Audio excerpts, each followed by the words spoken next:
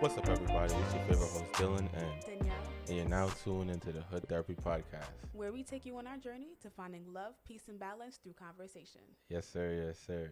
Hey, I ain't gonna front. That just made me so happy. Like All of that, a sudden you're beaming. it just, give me like a, radio vibe. We just, what I'm saying, in tune. It was nice to see that just now. But every episode, bro. Yeah. My question is, Yeah. man, how you doing? I'm good. I'm good. Tired, Yeah. but I made some mac and cheese, so that is Mm, mm. that is always a good day. Yeah. My God. Hey, bro. That mac and cheese is sent from up above. You understand what I'm saying? That is God. you. When you came out the womb, God said, "Here, Thank you. mac Thank and you. cheese." Appreciate Right? that. You Thank came out the womb with it. Thank you. You understand what I'm saying? Thank you. I Okay. will wear that as a Uh, badge. and God knew that, He was giving you to me, so He Right. connected the mac and All cheese. right. You know what I'm saying? You see how He works? My God. Oh, Shando. Whatever. Anyways. Anyways, though. Hey, man, we got a lot to get into today, right? Mhm. But before we get into any of that, I want you guys to go like, share, and subscribe on YouTube. Mm-hmm. All right, follow us on Instagram, please. And if you're an audio-only listener, you can check us out on Spotify and Anchor. The link for those are going to be in the description below. Yes, sir. Yes, sir. Yes, sir. So what we talking about today, baby? Oh, I'm introducing. Yes, sir. Okay. So today's topic is, how does our old self Hmm. compare to our new self? Mm. And how has our relationship changed as we've changed? Mm. So this is like a look back into our relationship, or is it like back into us as people? Both. Both. Okay. Individually and collectively. Yeah. So I'll start out by asking you, Mm-hmm. what are 3 things that have changed about you, and what are 3 things that have stayed the same? Okay. So I wrote this down so I could be prepared. You better had. And the first thing I wrote down was I think that I became a lot more realistic in handling and dealing with rejection and failure. Which is kind of weird because I don't feel like rejection and failure was something that was new to me. Growing up, I feel like it was something I was desensitized to, and like I feel like I experienced it. I feel like I experienced it so much, maybe that, I don't know. Like I thought, at least going into this season of my life, or getting older, that I would be able to handle any situation. Because of how kind of tough my childhood was, and I think I'm here and I'm still prospering because of what I've been through, but at the same time I feel like I was very naive. You know what I mean? And I realize now that I don't know how to deal with Any and everything. yeah, you know what I'm saying? And I have a lot to learn, and to just really knowing how to stay the course throughout the real world tough times, when just waiting on that one yes out of no's, or just keeping your foot on the gas. Like I think throughout seasons of my life, where high school I dealt with injury and track, you know what I'm saying, and that kept me out for a while, and I had to deal with that type of like pushback on to what I wanted to accomplish, or you know what I'm saying. So I've dealt with it, I think, in small pockets of my life, but I think now I've experienced it in such a full scale where I'm like, wow, I'm not as prepared as I thought I was. You know what I'm saying? How do you think that has affected our relationship over the years?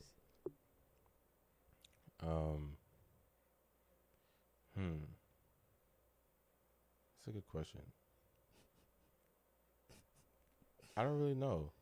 I feel like So when handling like, our any relationship problems that we've experienced, how do you feel like that translates? rejection. I feel like, you know, Or maybe not necessarily rejection or like failure or just something not going the way you planned it or wanted it or intended it. I think I would translate it to our relationship. I feel like I don't really know how on a relationship scale how it translated because I don't feel that I guess I don't feel that same deficiency or lack thereof in the relationship as to where it was like, oh, I've never dealt with this in this space. I think it was more so probably in a personal goal space where That's good. That's good to hear. you know what I'm saying? Where I felt like I didn't I felt like low key I always got what I wanted, or like things always fell in at the right time for me. You know what I'm saying? Like Very things true. happen on my time, and I feel like, and it's not to say I don't put the work in. I've never had a handout or nothing like that, but I feel like things fell in the right place for me all the time, and I always felt lucky in my life. And I think, now it's just like, you can't rely on life to be like that. Like sometimes, you know, it's you're gonna have to put in that legwork for real. So I think that's definitely one thing. But in regards to our relationship, I don't really know how. I feel like I've always been able to deal with that well. I guess in the realms of this relationship and facing new things, especially because I have you by my side. Like we deal with them together. You know what I'm saying? I don't necessarily feel alone in the things that we have to experience. It's just like, okay, how we gonna handle this and move forward from that? Yeah. So. Okay. Word. All right. I'll give my one. Put it in my notes now, So I think one of the things that have changed was that I became a better listener. Still working on it, but I think I became a better listener. I think before, and this is individually and at us in our relationship. Yeah. I think I was very much so like stubborn, and I still am stubborn, but like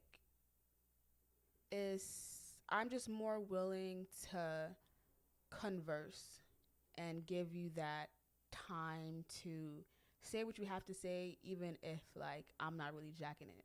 Like, you know what I mean? Like, when people argue and they're like, cutting each other off and nobody's really hearing each other. Yeah. I don't think that's necessarily me anymore. Like that. Yeah. Because I think I can still get there, but I think it definitely has diminished a lot, where I think I'm able to be a lot more level-headed and emotionally like stable, and not just like get to my hot-headedness at a certain point. Yeah. You know what I mean? I think situations that have happened, when there was a situation that happened where I started being blamed for something that wasn't my fault. Just like, and I feel like I handled that situation very well. Yeah. Very well, to the point where my dad was like, "Oh, now you're speaking like a graduated student," and I'm like, "It had nothing to do with being graduated. Our education did not teach me this at all." I ain't gonna front. I ain't gonna lie, bro. Not like looking back at it when we was like, we was younger. You really was a hothead, bro. I ain't gonna front. Wow, bro. that's crazy. Not, and it's What happened? What situation? I remember specifically when, well, I wasn't there, but I remember, after it happened. I know exactly what you about to say. And it was telling me how uh there's a situation at the church is that where it's at? Yeah, there's a situation at a church where I don't know. I think we were just chilling in a car, and one of our friend's car at the time, just chilling outside of the church. And we saw somebody come and pee on the church, and be like, "What, bro? What? Like, what's going on?" And then our other friend, Peeing on the church is crazy. yeah, he OD. And so one of our other friends was like, "That's God's church," or something like that. I don't remember what she said, but she's just like, "That's God's church you're peeing on," or something of the sort. This is so long ago, but and that kind of sparked things because it was a male that went to go pee on the church, and then I think he went back, and I don't know if it was his girl. Mind you, these people are way older than us. They're like late 20s, early 30s type, like, and we're like teenagers. Like, I don't even. We definitely were, I think, 18. Okay. No. Nah, I don't think I was old. 17. We had to be older than 16 because we was driving. Yeah, I feel like it was like 17, 16, right? Yeah. So, I think her, I guess his girl or his friend, one of his female friends, came over and was like, "So, what y'all say about him?" And, the girl that says, "Yeah, I was just telling him not to pee on the church because that's disrespectful. That's God's house. That's a church. Can't pee on the church. That's just disrespectful." Yeah. And, this whole back and forth thing happened. And this whole back and forth thing happened. And we're all in a car. And, she's just getting, the lady that came to the door, she's getting amped up. She's getting hyped. And, she was like, "Oh, what he was supposed to do? He ain't had nowhere to go." That's crazy. I'm like, and so, our friend was like, "Yo, there's CVS across the street right there. Mad other stores that are across the street right over there, right there. We can see it right here." And she guessed, I don't know what happened, but the altercation, there was a lot of talking in the altercation, a lot of talking happening. And mind you, I am not a fighter. I do not pick fights. I do not fight. I don't do none of that. Okay, I am very. If you get me, I feel like if you get me to a point where I want to fight, like, I feel like you've done enough wrong. You've done enough wrong. Yeah. Right. And so, like, it was just a whole lot of back and forth, a whole lot of talking, and a whole lot of yelling. And I wasn't, me. I'm trying to chill. Right. I'm trying to chill. I'm trying to chill. Trying to chill and chilling is two different things. I was chilling, and then I was trying to chill. Okay. And then. So now you're at stage 2. And then I was at stage 2. So hold on. Here's my question now. Right? Because this is important. This is what adds context. How short, right, is the steps from stage 2 to stage 3? It is very short. Very short. Very short. So it's stage 2.1. Essentially. And so I don't know what she said that really, like, ticked me off. I don't know what she said that ticked me off, but it just got to a point where I was just like, "What?" And I called one of my friends and I was like, give me the scrunchie. I'm finna tie my hair. I don't even know what hairstyle I had or nothing. Like, and I just, I guess I couldn't believe that this grown ass woman was trying to fight teenagers. Yeah. And that just got to me. Because as I said, there was a lot of talking. It was a lot of talking, period. And I feel like I was patient. Yeah. I was patient for you to be the big person that you are. Yeah. You know what I mean?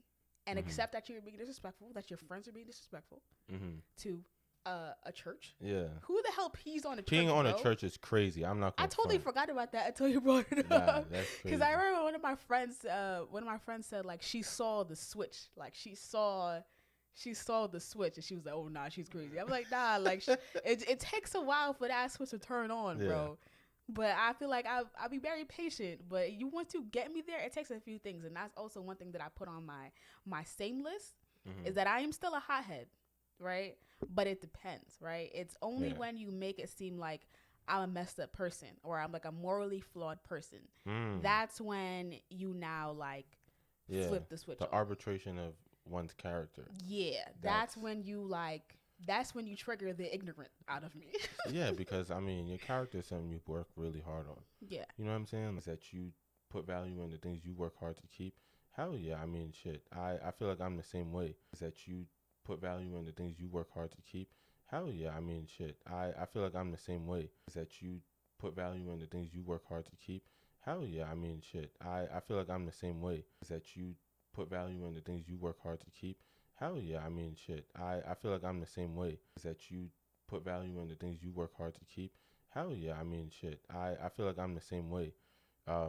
In the sense of like just I'm first of all, I feel like in a lot of situations I don't like talking, right? Especially when the conversation is not really like good. And so I like Wait, and hold on. Define good. just when it's not like why we Like things it's useless. We're not getting anywhere. like I'm not why am I talking to you about peeing on the church? Okay. You know what I'm saying? Like why is that a conversation I have to have with you? Okay, got it. You know what I'm saying? Like if we put you on and now it's smoke, you know what I'm saying? It's smoke. Like That's crazy. I really forgot that happened. it's up, you know what I'm saying? And that's how I feel, where it's just like I don't like talking about things like that because it has absolutely no value. Why are we going back and forth about peeing on the church? If I have to talk to you about it, obviously, if you peed on the church and like off rip, you obviously didn't care about anything. Like this conversation obviously doesn't mean anything to you. So you know what I'm saying? Off rip is kind of like, you know, you're wasting your breath. Right. And so I think in that respect, I understand. I understand that. And I'm definitely, you know, one to say that, you know, I've seen a lot of progress in, you know, both of us being able to be more mature when it comes to having conversations, you know. And I feel like when we first started dating, we used to have really like heated and toxic, you know, arguments. First and of all, stuff like that lasted for quite a while. Yeah. That lasted for quite a while. But I think over time, you know, we just were able. The more I feel like, the more we got to know each other, and the more, you know, we began to kind of put ego aside. Yes. As the more, the shorter the time frame was of us being apart. Yes. After a disagreement, you know what I'm saying? 100%. And then, you know, as to now, where I feel like we might not be feeling each other, but we can, you know, kind of hash it out real quick. You know what I'm saying? And we'll be right back to square one. And but that took a lot of work. That took a lot of self-reflection. Yeah. You know, time, patience, and effort. Putting your pride aside. Yeah, for sure. You know what I'm saying? But I can definitely vouch for that and say, you know, I feel like you really, really worked hard, and you know, I am proud of that, to see that too. All right. That's crazy. That's crazy. So tell me your number two. Okay. Now your number two for changed. Okay, so I feel like my number two for change is that I think I'm a lot less radical. I feel like before I was very, and I still feel like to an extent, I still am kind of low-key an extremist.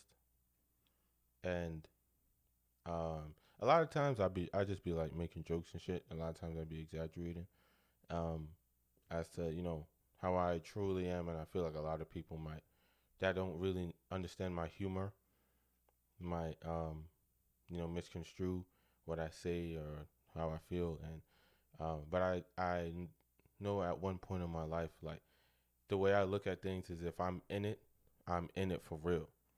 You know what I'm saying? Like, I'm in it 100% all the way. You know what I mean? And I feel like, especially me growing up in a Christian, a Seventh-day Adventist environment, it was only two options they provide you. So you went to church or you went to hell. You know what I'm saying? And so I guess I looked at life in that realm, and I viewed everything from that lens of, okay, very black and white. Yes, this is hell, this is God, this is hell. Okay. And I remember a time in my life, I was about 16, I think, and I remember that I started getting heavily into hip hop, and kind of becoming a kind of fanatic of it. Mm-hmm. And I remember I going to church and we had an AY, and they were like how, oh, they had this whole thing on hip hop about how it's demonic, and they played like Jay-Z songs backwards and Kanye songs backwards, and he was saying all types of crazy. Like, it was like, I was like, oh shit, that's what it sounded like backwards. Like, nah, I'm not listening to this no more. That's the devil, right? I'm not jacking that. I don't even know what bro said, but I ain't like it, right? And you know, I used to look at everything from like that lens of, okay, you know, that's that or that's that. And I had over 2,000 songs on my phone.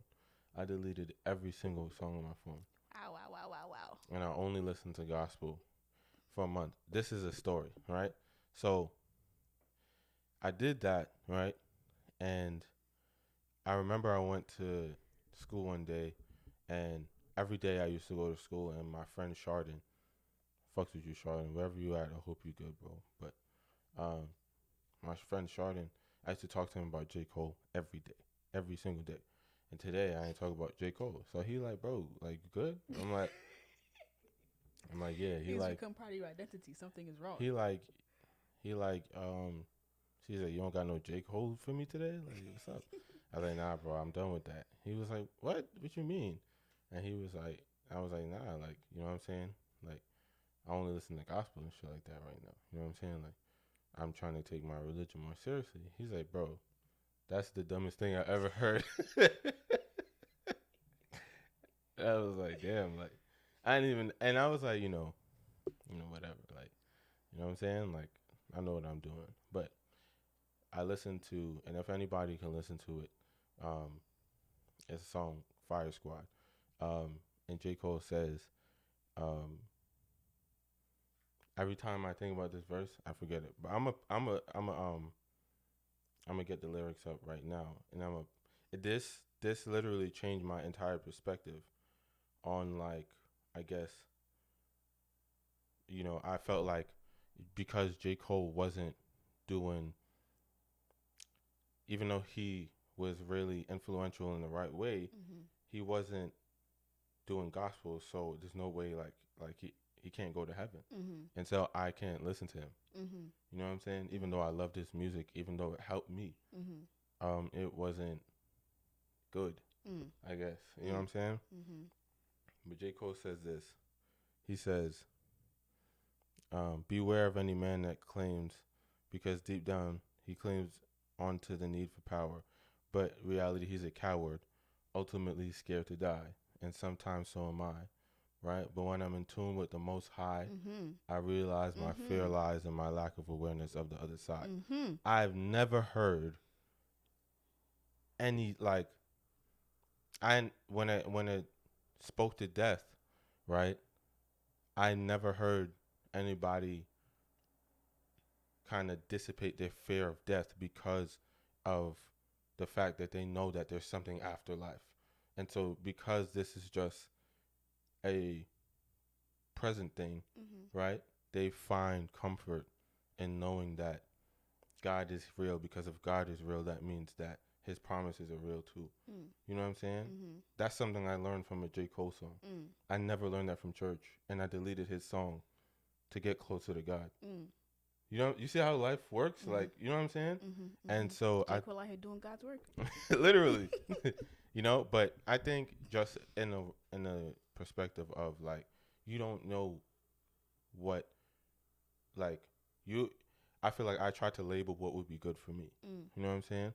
Like, oh, that's, you know, that looks good, so that's valid. From a wrong perspective. Yes. You know what I'm saying? And I feel like that's mostly like a religious perspective, is you're not looking for things for what they are. You're looking for things for what they look like, right? And they're most of their I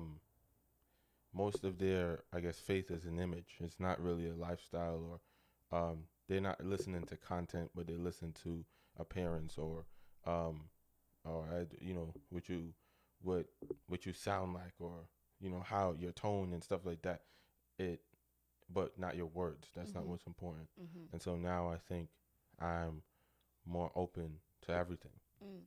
to listening to what you have to say rather than kind of judging you by what you associate with or what you do, or you know what I'm saying? I Mhm. feel like that's uh, a big lesson that I've learned in my life, and it was really, I think that was the catalyst of it, Mm. that experience for me. Mm. Yes, That's fire. yes. That's fire. Yeah, thank I've heard you. We talked about that plenty of times, but I you. don't Yeah, know. I feel like every time you say it, there's always some different element of awareness for you. yeah, Yeah, that's nice. yeah. I think it's definitely one of the turning points, I guess, in my life, or my Your in maturity. spiritual, yeah. Yeah, spiritual, and like, you know, I think just awareness of my surroundings, awareness of people. Mm. You know what I'm saying? Mhm. In general. So yeah. Okay. Okay. I see. I see. I see how you doing over there. So my second is I am. What changed for me was that I am more willing to communicate, Mm. and this is crazy because this is something that we talked about too, where it's like, yo, like somebody cross me, bro. Snip, Mm. snip. Yeah. That's it. I don't even need to say nothing to you. Yeah. It's clipped. Yeah. It's over. And I think now, I'm definitely more willing to understand the intention behind actions. Um, I'm definitely more willing to understand the intention behind actions to a certain point, Mm. because I think some of your actions speak the intention behind it, Mm. right? Where I feel like, like now I feel like I may have felt as though you did me wrong. Yeah. That doesn't make it a fact, Okay. right? And so I think that's something that a lot of people kind of don't really understand, is that they feel some way and it now becomes their reality. Mm. And that's not necessarily the case. Yeah. And so it's like when you feel something, Yeah. that's all fine and well. And I always say it's okay to feel however you want to feel, Mm-hmm. right? But it's now your actions, what Yes. you do because of that feeling. That's what I'm now looking at to be like, if we need to communicate or not. Mm-hmm. Because I feel like once you now start being bitter or lying and, doing certain things to now, especially when you talk about the character thing, now when you try to do those things to come at my character, Yeah. that's when I feel like, okay, now I know that I'm not even going to try to, have no conversation with you because Yeah. you don't deserve it. Yeah. That's number one. And on top of that, you know what I mean? You've proven what your intentions are for me, Mm-hmm. right? And so I think now it's just like a little bit more willingness to communicate, under certain conditions, because it's just not everything that I'm going to talk about with anybody. Yeah. And I think also that aspect of understanding that my feelings or my triggers are mine and mine only, and I'm responsible for them, not anybody else. Yeah. And if I get triggered by something, that is on me and not on anybody else. Yeah. And I think that was definitely like me being able to understand that helped me understand other people. Yeah. And that it helped me understand that not everybody out there is looking at things like you, aren't doing things like you. Yeah. And I guess, everybody That's can see like, oh, everybody's different. Yeah, yeah. But you know what I mean? Like, but people still don't understand that, people do things differently. People live life differently. Literally. Like, but that's not a simple thing to just say. Yeah. Right? Like, people make it seem so simple, but don't understand how different. Yeah. How like the smallest differences can make a whole different perspective. Yeah, exactly. Yeah. Like especially the economy between like man and woman, and I have this conversation with my friend all the time. Like, women look at the world in a completely different lens than we do. Like, not even remotely close. And I feel like we kind of think that just because, you know what I'm saying? And I feel like it's on both sides, and it's you can't see the world through multiple perspectives. No matter how open or open-minded or introspective you are, you're always gonna be biased. You know what I'm saying?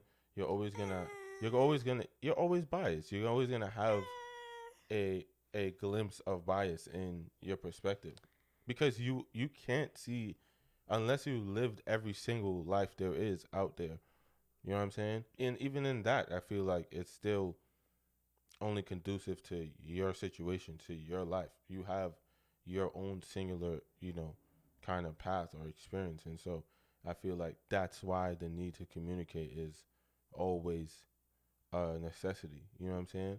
Because you you you can only understand things from one body. You know what I'm saying? But having another perspective at all times, I feel like for the most part, I do agree. Like, not everything needs to be talked about. Like, you don't have to. You can't explain this to me. You know what I'm saying? Like, certain things are, I think definitely warrant that. But I feel like for the most part, everything has to have a conversation. At least so you could be thinking the craziest things and man see so clear, and you're way off. Like, you're so far off the mark, and you're like, damn, I didn't even I was bugging, I was tripping. You know what I'm saying? And you don't realize until you get to have that conversation. And I think a part of that too was people being able to put their pride aside to be open to have that, dialogue. Because I think once people are open to the dialogue, they have to admit any wrongdoing on their part. Yeah. You know what I mean? Or any contribution that, you know what I mean? I think they kind of have to admit or say they're sorry or apologize in some fashion, in some kind of capacity, to be like, I didn't even mean it like that. Just, some kind of thing like that. And I guess that's hard for people to do. And I mean, I guess for the sake of friendships and relationships and stuff like that, you would think that, those things would mean a lot to somebody, that they wouldn't just dump it down the drain like that. But then you see how much you mean to somebody else when they do things like that to you. And when certain things like that happen and they're not willing to put their pride aside, or when they aren't willing to, apologize or say things like that, it just shows you like, okay, you wasn't rocking me like how I thought you was. Yeah, and I feel like that definitely shows how much somebody really cares about whatever it is. And if you really care about something, if something's really important to you, you'll never let it slip. You'll never let it slide. Yeah. You know what I'm saying? Even no matter how you feel. Yeah. You know what I mean? At least nowadays, because I think,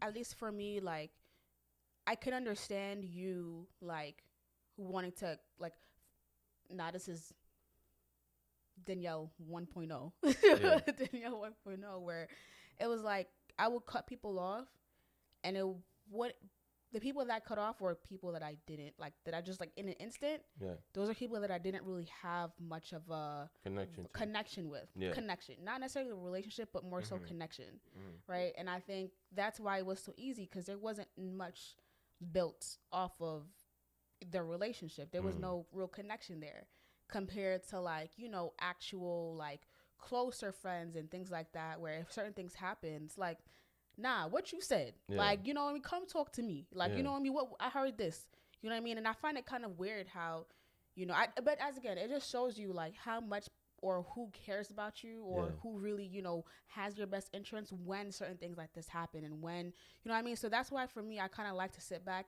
and be quiet and just see how things play out, because it kind of just sets a picture for itself. You know what I mean? I think sometimes I do myself a disservice by not speaking up in certain situations, but at the same time, it's like, I want to see where this goes. You know what I mean? I want to see where whoever's setting this narrative, I want to see where it takes them, or where it takes us.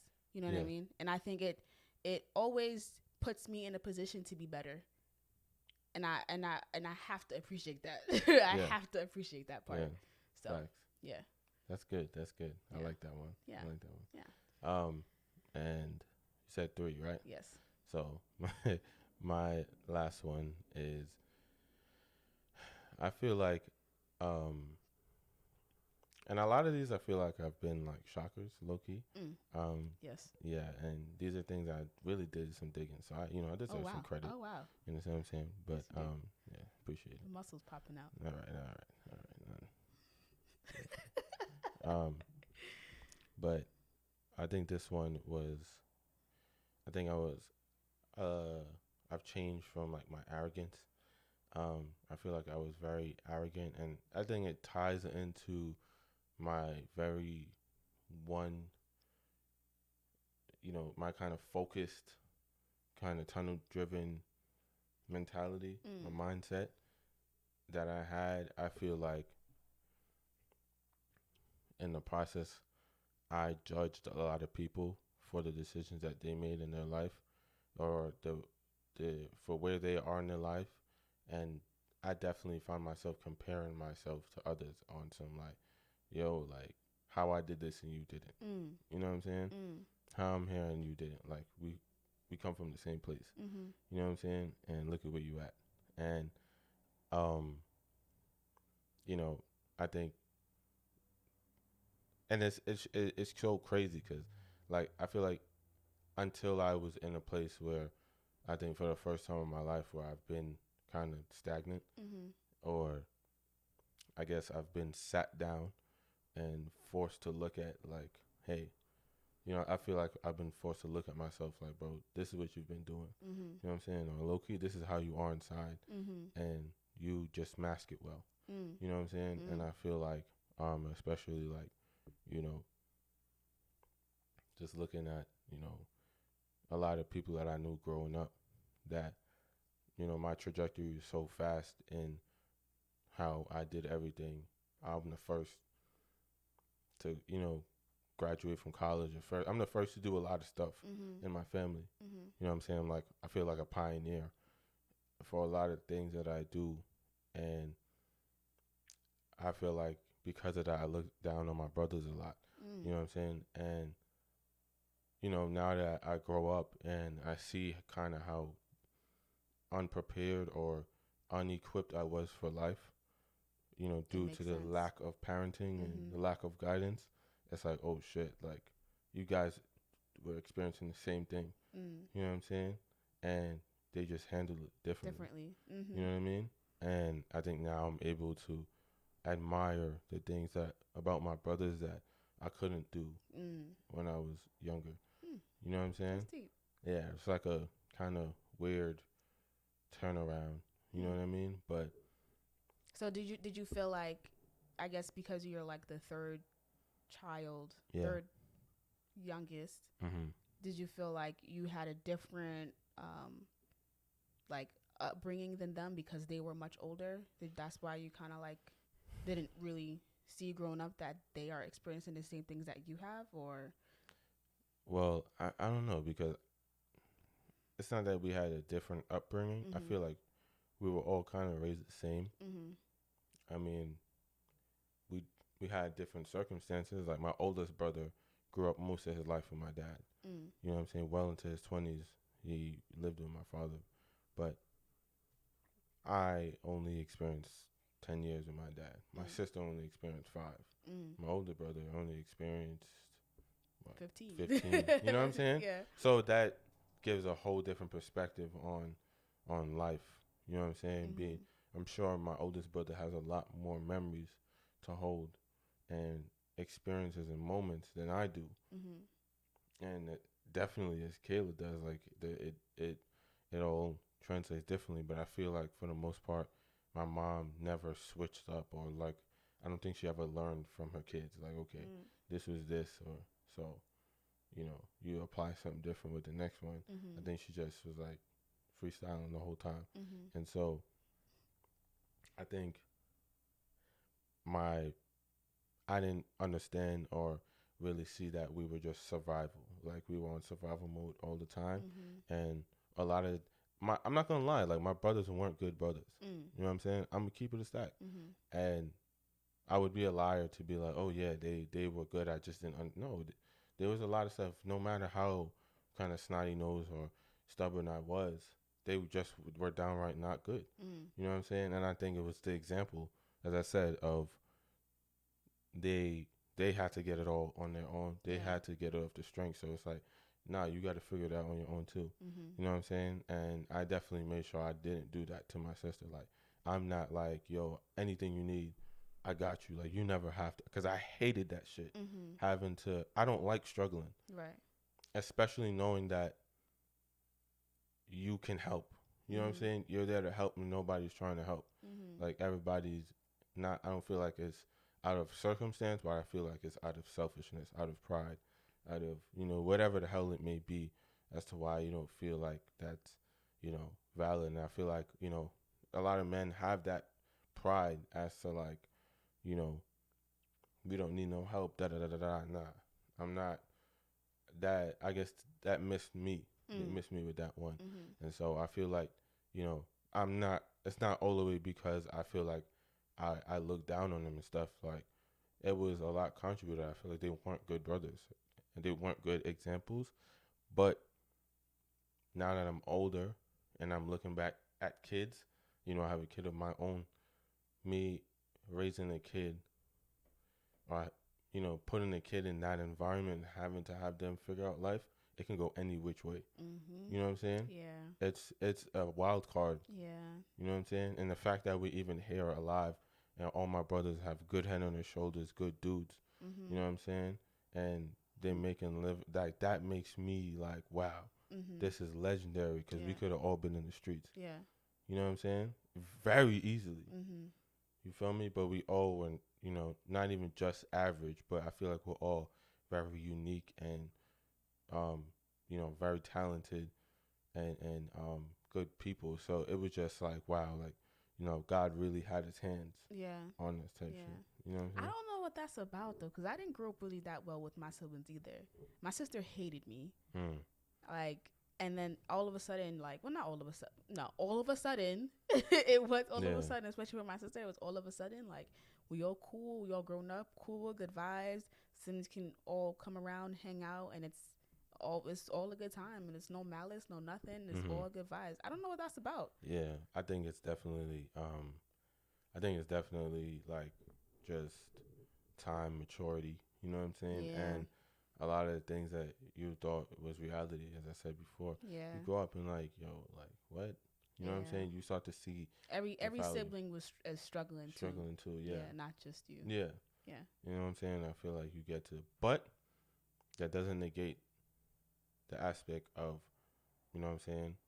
I feel like those conversations, even though you guys get older and, everything is cool now, or it gets better, that trauma doesn't go away. Yeah. And I feel like those conversations to have amongst your siblings and, you know what I'm saying, are important. You know what I'm saying? They're necessary, because I think you might tap into a new, like, closure of something that you've been struggling with or dealing with for a while that you didn't even know was, like, affecting you. You know what I'm saying? Because, like, that's my brother, or that's my sister. You know what I'm saying? You charge it to siblinghood or whatever. But, they're important. Yeah. Yeah. I agree with that. Yeah. I think me and my sister have more of those talks. And it's like, it's every time it's always like, like healing and stuff. Yeah. Like, like, wow, like healing. Even though it's, maybe even just something that we have already spoken about. It's, as you said, as I told you earlier, where each time you talk about something, you add a different new flavor, awareness onto it. Yeah. And I think pretty much everybody does that. They always kind of, once you start thinking about things and speaking on things more, you kind of are able to see it differently than just like the first time you said it. Yeah. I definitely agree with that.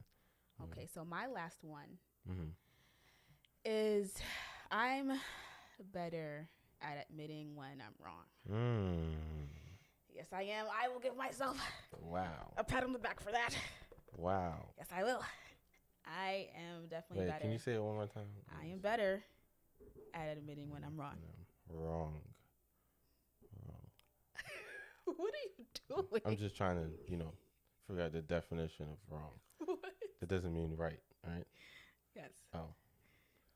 You're being annoying. I thought you said you're getting better at figuring out when you're right. I just, Okay, you're being annoying. But no, I think, all of this has been a lot of growth and a lot of maturity. And I think just a lot of self-reflecting, being introspective, perspective at the fact that, like, I guess I had to just be real with myself. You know what I mean? And be like, nah. Yeah, like no? Nah. Okay. Just, like, nah. Yes. If you're from New York, you understand. I'm not even going there with you. I'm not even going there with you. But, I remember, like, when recently we was coming off the lift. We went snowboarding as we do, you know, all the time because we're like, you know, into it now sort of thing. But I remember we was coming off the lift, and I think one of the times I made you fall. And because it was like our second time being on the lift, and we were trying to figure out like, okay, what can we do? I kept getting hit in the arm. I was fed up, bro. I was fed up, and so we're, you know, figuring out things that we can do differently. And you know, one of those times when I pushed you and I made you fall, and I was like, that's my bad. Yeah. And I thought about that the whole day. I was like, damn, like I really said that. Like I really admitted that I was wrong. Like, wow, like Danielle, I'm so proud of you. Like I had a whole like mini talk of me like snowboarding, like, oh wow, I'm so proud of you. Like that stayed on me like the whole time. Cause like I didn't even have to think about it. I didn't have to push myself to do it. It was like, damn, that's my bad. Like yeah, that's me. That's me right there. Like, whoops, sorry. But that, and I think that's definitely taken I don't know how I've gotten to that point. And I think, no, you know what it is? I know how I've gotten to that point. And I think it's, again, just being real with ourselves, and especially in this relationship where I think I've seen you vulnerable, you've seen me vulnerable, and we accept our flaws, and we come together and contribute such a really good relationship, a very happy dynamic. And I think it's easy for, you know, one to not be so stuck up in their feelings and, you know, and not want to say when they're wrong or not, especially when the other person is doing the same thing too. Because nobody wants to be wrong all the time, especially when they're not wrong. Yeah. You know what I mean? Nobody likes to be gaslit. And I think, you know, when you're in a relationship where whoever is wrong is going to admit that they're wrong, it makes it easier for you to admit when you're wrong. Yeah. Because you start to see that that's just something that happens here. Yeah, that you know ain't no problem with being wrong. Yeah, you're okay. Wrong, you're wrong. It's fine. And a lot of people grow up, I feel like, especially in the Black community, I feel like a lot of people grow up thinking that mistakes are bad. You know what I'm saying? We're not raised with... You get beat when you make a mistake. You get yelled at. All negative things when you make a mistake. We're not raised with patience or, you know, long suffering. We're raised with, you know, the opposite. Yeah. You understand what I'm saying? Yeah. And so a lot of times, I think for me, one of the biggest pet peeves ever for me is when people try to make it seem like me making a mistake is like, when people trying to define me by my mistakes, essentially. You know what I'm saying? So, like, I feel like if you make one mistake and you're trying to make it seem like this is your whole body of work, you know what I'm saying? Like, that, to me, that's really disrespectful. Like, it's up now. You know what I'm saying? That's when people don't like, you know, like admitting or saying sorry and doing things like that, when it now becomes like their identity, and people hold on to it for so long into any kind of relationship that anytime something bad happens, it's always reverts back to what a previous a previous mistake that you've made and stuff like that. Yeah. And I feel like that definitely gets very toxic. And, you know, I know people like me, you know what I'm saying, that I definitely get defensive for things like that, because I just can't deal with that. Like, you know, I feel like it's definitely a misrepresentation of my character, of, you know, who I am as a person. Like, why are you going off on me when you know I'm aware of this and I wouldn't do it again, or, you know, this wouldn't happen under this circumstance and stuff. So I definitely understand that. And, you know, as I said, I can definitely certify that, you know, it's just, you know, maturity, I feel like, and venturing into a healthier relationship is just the lack of hesitancy when it comes to doing the right thing, when it comes to, and the lack of pride. You know what I mean? Not to say that you shouldn't take pride in yourself, but you know, Cole has a song called "Pride is the Devil," and that's a fact. Like, it really kills. Like, pride makes people do crazy shit. You know what I'm saying? And when you could just admit or have a conversation, or, you know, that little tiny detail, like people kill themselves or kill other people over shit like that. Yeah. You know what I'm saying? So it's a serious thing, and I'm glad that you're able to see that, especially because that's not something women do. So you know what I mean? That's crazy. Yeah, Let's not I'm- generalize now. I'm proud of you. I'm proud of you. I'm proud. And to all the women out there saying sorry, I'm proud of you too. You know what I'm saying? Because that's not in your DNA makeup. Wow, that's disrespectful. Yeah, but That's disrespectful. thank God this episode's almost over. 'Cause, we don't have to get into that. You know what I'm saying? I win. Whatever. You know what I mean? Whatever. You know what I'm saying? But Whatever. hey, man, I want y'all to let us know. What are some things that y'all feel like over time you've gotten better with? Some things like you look in your past and you're like, damn, like I used to be like that, and now I'm like this. Now you lit. You know what I'm saying? Yes, And sir. what are those steps that you took? Similar to ours, and we'd love to hear them. Comment down below, and let's talk to us. Let's engage with y'all because we love y'all, man. And I really want to shout out y'all that showed love on our last video, our last episode. It really meant a lot, because Yeah. we put a lot of effort and heart into that episode, and we really just appreciate y'all, rocking with us like that. Absolutely. We receive a lot of good feedback and some impartial feedback, but all of it is what matters. We're in for the conversation. Absolutely. So, yeah, man. Yeah. And on that note, we out.